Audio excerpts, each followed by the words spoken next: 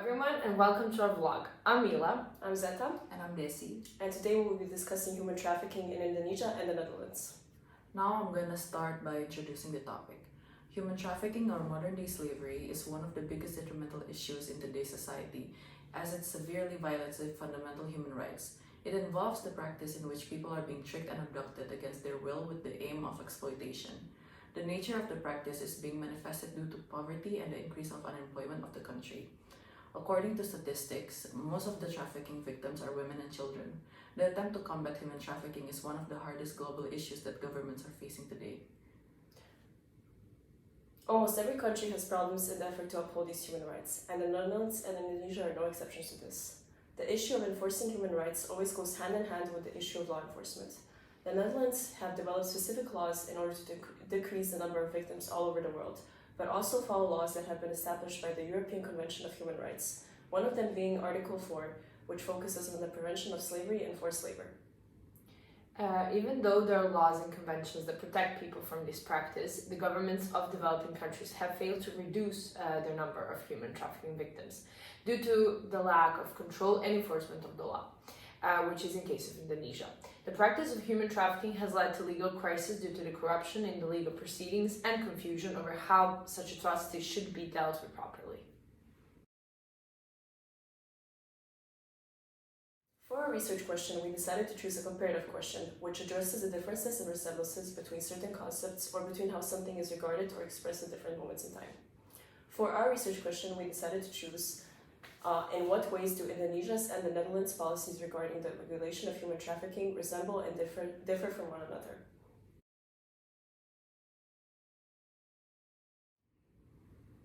Firstly, I will start by talking about the situation in the Netherlands. In the Netherlands, 6,000 people yearly become victims of human trafficking, which makes the state not only the destination to where the victims are brought, but also the country of transit and country of origin. Abducted victims are mainly trafficked for sexual exploitation purposes, but they're also used for labor and criminal exploitation, where they're forced to beg, steal, or work, and the money they earn, they need to hand over to the trafficker.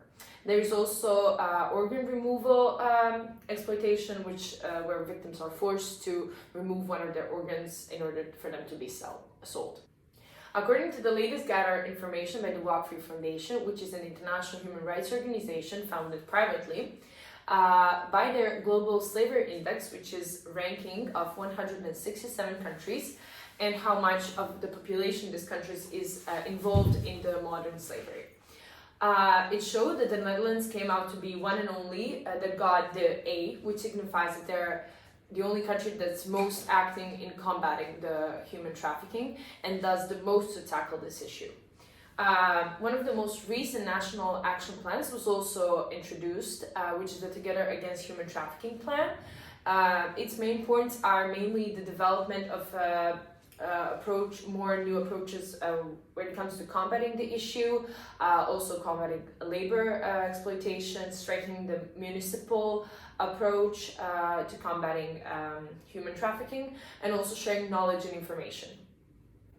Now, in regard to legal framework, when addressing human trafficking, mainly the offenses regarding human trafficking are listed under the Article 273 under F, under Dutch Criminal Code, where all kind of offenses that are described as human trafficking are named, and also the punishments in the fines are listed. For example, the imprisonment differs from 30 to 15 years, whereas the fine is imposed of the fifth category.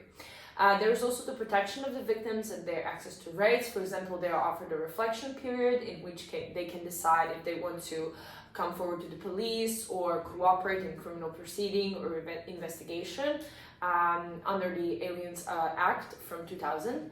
They're also entitled to monthly allowance set by the level of the social welfare benefit allowance in the Netherlands.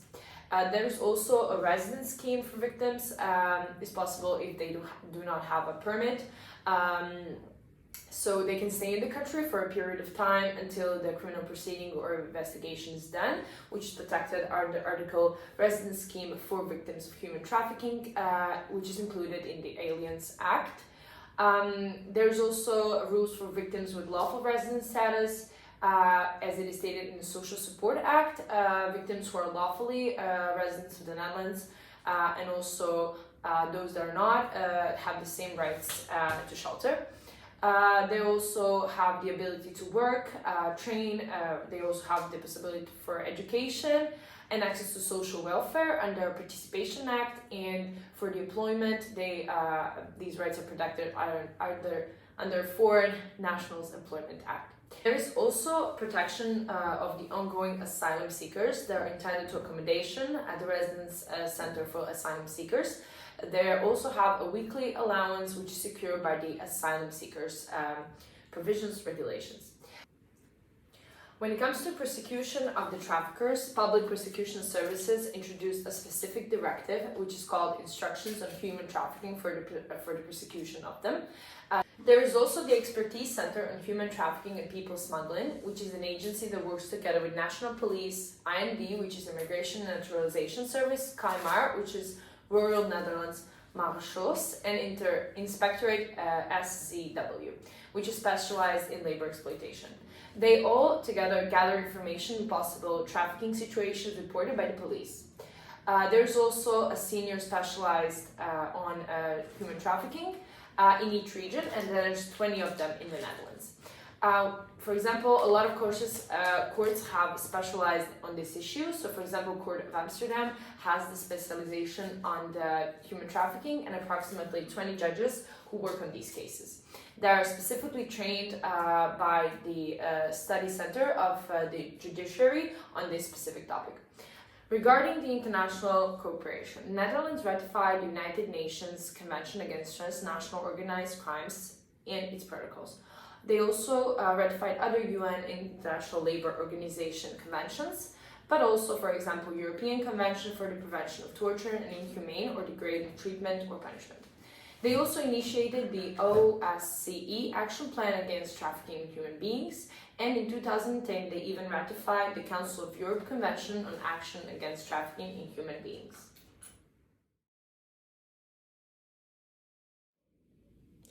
Now I'm going to talk about the situation in Indonesia. There are an estimated 70,000 to 80,000 victims of child sex trafficking in Indonesia. Despite this alarmingly high figure, Indonesian authorities have only managed to arrest 132 traffickers back in 2019, as the police struggles to identify victims and rely heavily on the assistance from NGOs.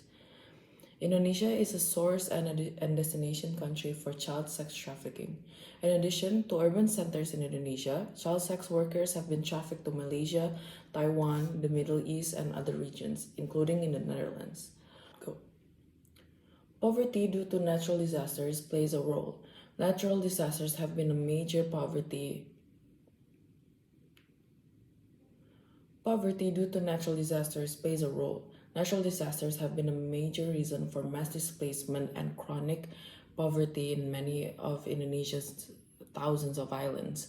Victims of child sex trafficking often originate from situations of displacement.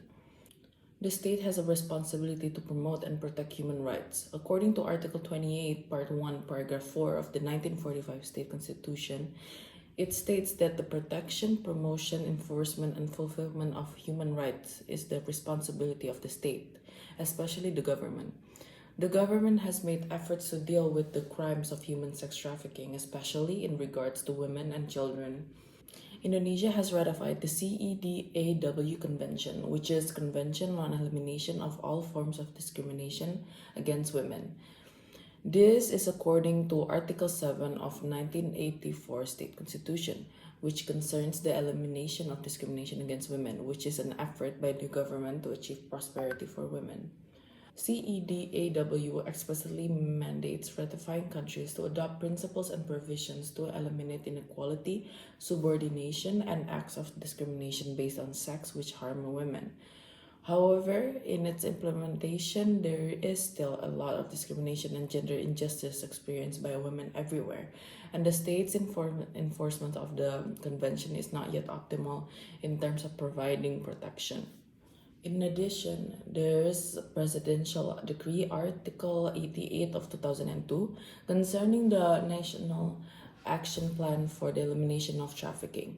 The president aims to ensure improvement and progress in efforts to protect victims of trafficking in persons, especially women and children.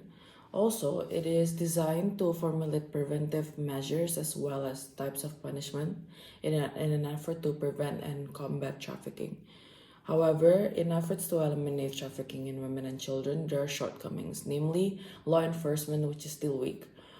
One of the causes is the weak consolidation of Article 2 of 2002 of the Constitution, which concerns the Indonesian National Police, which has not been dealing with the issue in total completion. As a result, many police officers do not properly understand the problem of human trafficking. The existence of these weaknesses requires intensive socialization to law enforcement officials regarding the standard operating procedure. Taking action against the traffickers and handling victims of human trafficking with repatriation, rehabilitation, and reintegration. In addition, the police only enforce laws when under pressure. NGOs report that Indonesian police aren't likely to intervene in child sex trafficking situations unless they are under pressure by the government or by the international community to do so. Some of this is due to the lack of funding. Indonesians, including children whose homes or livelihoods were destroyed by natural disasters in 2020, are vulnerable to trafficking. This is also true for 4 million children deemed by the government to be neglected and for approximately 16,000 homeless children estimated to be living in urban environments.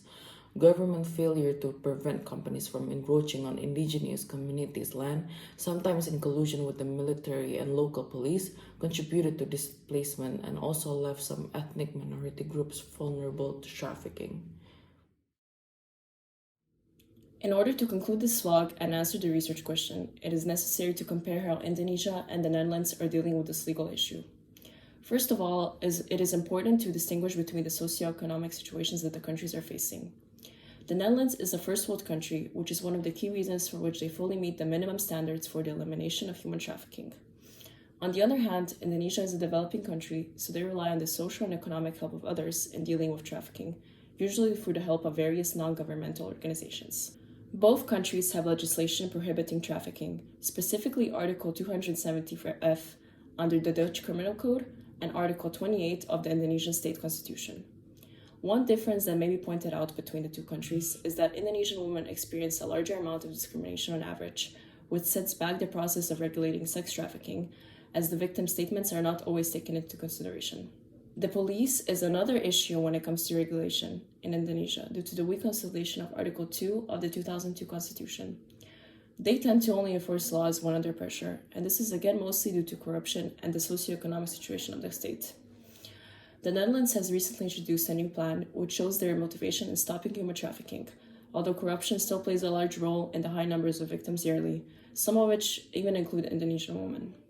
On the bright side, both countries have laws protecting the victims of this practice, which include the Presidential Decree of Article 88 of 2002 for Indonesia and the Residence Scheme for Victims of Human Trafficking in the Netherlands. According to the 2020 Trafficking in Persons Report, the Netherlands was ranked as a Tier 1 country for the regulation of human trafficking, while Indonesia was ranked as a Tier 2 out of the possible 3, meaning that they are currently rated lower than the Netherlands in the regulation of human trafficking. This, however, does not mean that trafficking is still not an issue. It just means that they have met the minimum standard requirements for facing this issue, and that more can be done to prevent this from happening. The same goes for Indonesia, suggesting that both countries still have work to do on the improvement for this issue.